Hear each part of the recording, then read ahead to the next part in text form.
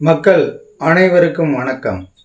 அனைத்திந்திய அண்ணா திராவிட முன்னேற்றக் கழக தொண்டனின் குரலாக இப்பொழுது நாம் பார்க்க வேண்டிய செய்தி என்னவென்றால், நேற்றைக்கு திரு எம்.ஆர். விஜயபாஸ்கர் அவர்கள் அனைத்திந்திய அண்ணா திராவிட முன்னேற்றக் கழகத்தை விட்டு அதன் சட்டமன்ற உறுப்பினர் என்ற பதவியை ராஜினாமா செய்துவிட்டு தமிழக வெற்றிக் கழகத்தில் இணைய தற்பொழுது காத்து கொண்டு இருக்கிறார். இது ஒரு புறம் இருக்க, தென் மாவட்டங்களில் பெரும்பகுதியாக தோல்விகளை சந்தித்த அதிமுக பிரமுகர்கள் மற்றும் மாவட்ட செயலாளர்கள் தற்பொழுது தங்கள் நிலைப்பாட்டை அதிமுகவில் இருந்து விலகிச் செல்வதாக எடுத்துள்ளனர்.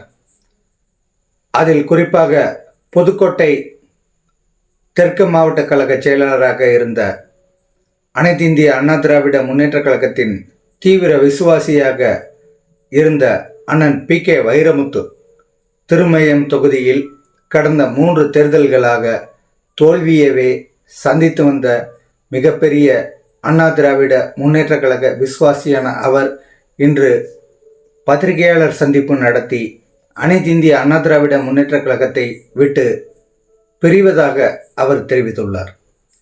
அவரது பக்கத்து மாவட்டமான சிவகங்கை மாவட்டம் திருப்பத்தூர் தொகுதியைச் சேர்ந்த ஒரு அனைத்திந்திய அண்ணா திராவிட முன்னேற்றக் கழக தொண்டனாகிய நான் எனக்கு தெரிந்த சில கருத்துக்களை அண்ணன் பி.கே. வைரமுத்து சார்பாக சில கருத்துக்களை சொல்ல முன் வந்துள்ளேன். அனைவருக்கும் வணக்கம்.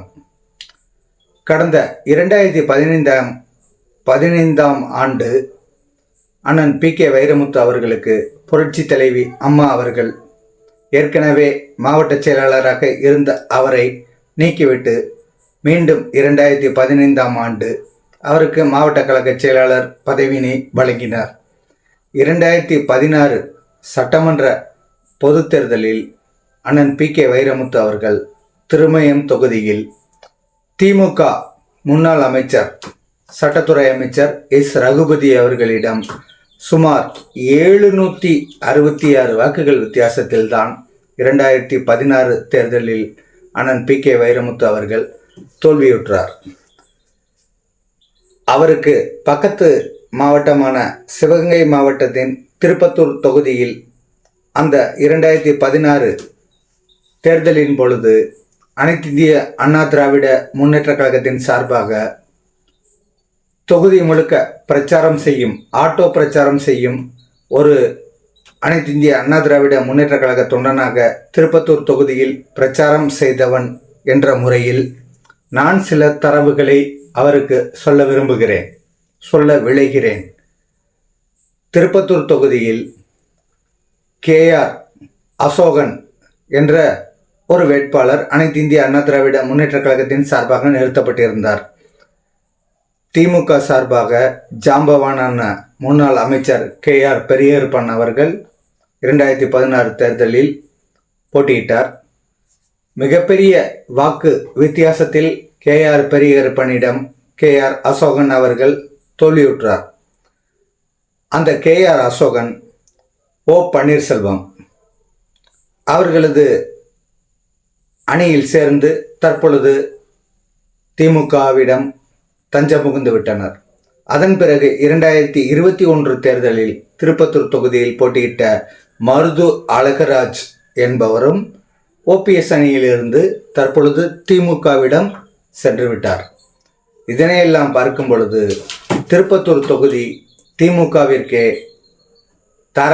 தாரை வார்க்கப்பட்ட ஒரு தொகுதியாகவே தோன்றுகிறது.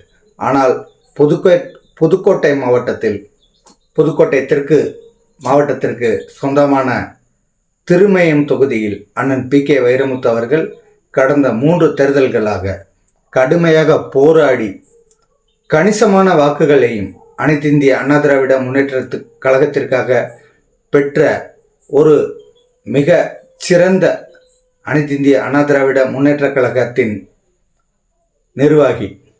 அவருக்கு முதலில் என் சிரம் தாழ்ந்த வாழ்த்துக்கள். ஆனால் அவர் இன்று கூறிய பிரஸ் மீட்டை கேட்கும் பொழுது அவர் நமது கழக பொதுச் செயலாளர் ஐயா எடப்பாடி பழனிசாமி அவர்களை குறை கூறி வருகிறார். அவர் 3 முறை தேர்தலில் மிக குறைவான வாக்குகள் வித்தியாசத்தில் தோல்வியடைந்தார். அதன் வெளிப்பாடாகவே அவர் அவ்வாறு தெரிவித்திருக்கலாம்.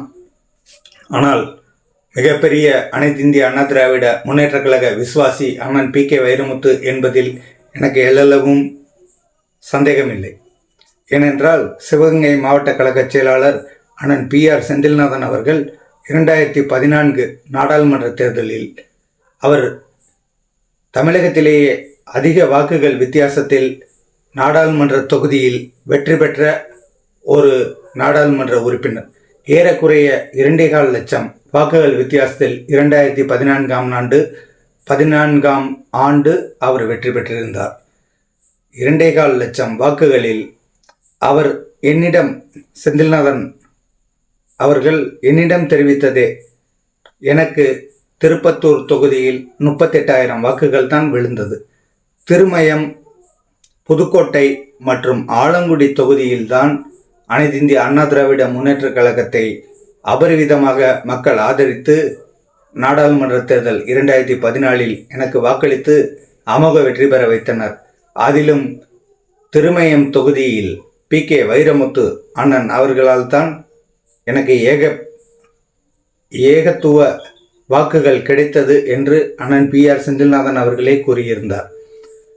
ஏனோ தெரியவில்லை, அண்ணன் PK வைரமுத்து அவர்கள் இன்று கழகத்தின் மீதும் கழகத்தின் தலைமை மீதும் ஒரு அதிருப்தியில் அவர் ஒரு பிரஸ் மீட் அளித்துள்ளார். இது மிகவும் வருத்தத்திற்குரியதாக இருக்கிறது. அண்ணன் PK வைரமுத்து அவர்கள் 2016ஆம் ஆண்டு 766 வாக்குகள் வித்தியாசத்தில் தான் தோல்வியடைந்தார் ரகுபதியிடம். அதன் பிறகு 2021 தேர்தலில் 1300 வாக்குகள் வித்தியாசத்தில் தோல்வியடைந்திருந்தார். தற்பொழுது 3வது இடம் அவர் 2800 வாக்குகள் தான் குறைவாக பெற்றிருந்தார். 2வது இடத்தில் யார் வந்தது? புதிதாக முளைத்த தமிழக வெற்றி கழகத்தின் வேட்பாளர் அவர்கள்தான் அந்த இடத்தை அடைத்தது. அப்பொழுது யார் மீது நாம் கோபப்பட வேண்டும்? புதிதாக வந்த தமிழக வெற்றி கழகத்தின் அலை தமிழகம் முழுவதும் அந்த அலை அடித்த பொழுதும் நமது கழகமானது 47 தொகுதிகளில் வெற்றி பெற்றது. உங்களது வெற்றியை பறித்தவர் யார் என்று புரட்சி தலைவி அம்மா அவர்களையே 2016ஆம் ஆண்டு தேர்தலுக்கு பிறகு செயற்குழு கூட்டத்தில் சென்னை வானகரத்தில் உள்ள ஸ்ரீ வாரி மஹால் அதில் நடைபெற்ற அனைத்து இந்திய அண்ணா திராவிட முன்னேற்ற கழகத்தின் 2016 தேர்தலுக்கு பிறகான செயற்குழு கூட்டத்தில் புரட்சி தலைவி அம்மா அவர்களே கண்ணீர் மல்க கூறியுள்ளார். தங்களது திருமயம் தொகுதியின் தோல்விக்கும்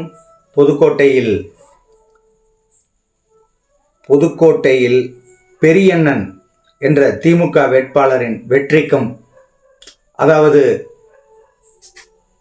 அந்த புதுக்கோட்டையின் மன்னரின் வாரிசான அவர் பெயர் எனக்கு சற்றென்று ஞாபகம் வரவில்லை, பெரியண்ணன் திமுகவின் வெற்றி புதுக்கோட்டையில் பெறுவதற்கும், திருமயத்தில் ரகுபதி வெற்றி பெறுவதற்கும்